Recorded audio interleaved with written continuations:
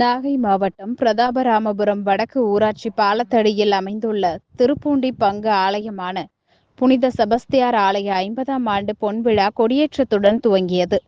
திருப்பூண்டி பங்கு தந்தை M. Peter Damian Durairaj தலைமையில் பேண்டு வாத்தியங்கள் முழங்க புனித செபஸ்தியாரின் திருக்கொடி பவனி முக்கிய வீதிகளில் நடைபெற்றது.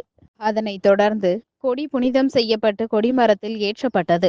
அப்போது அங்கு கூடியிருந்த கிறிஸ்தவ மக்கள் மலர் தூவி புனித செபஸ்தியாரை வழிபட்டனர்.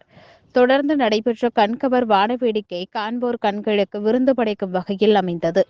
கொடியேற்றத்தை தொடர்ந்து சிறப்பு திருப்பலி மற்றும் அன்னதானம் வழங்கும் நிகழ்வு நடைபெற்றது.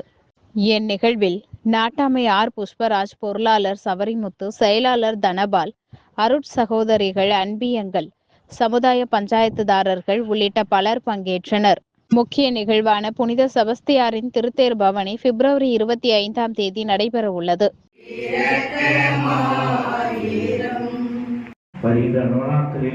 தினந்தோறும் கலந்து கொண்டு புனித செபஸ்தியார் மூலமாக இந்த திருவிழா திருக்கொடி ஏற்றத்திலே பங்கெடுப்போம்.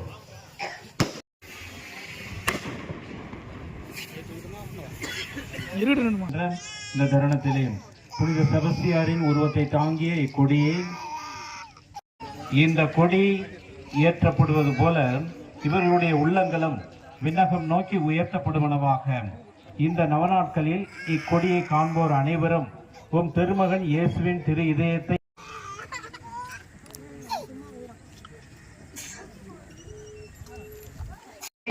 இந்த ஆண்டு திருவிழா சிறப்புடன் அமைய ஜெபிப்போம். பாட்டு போனோம்.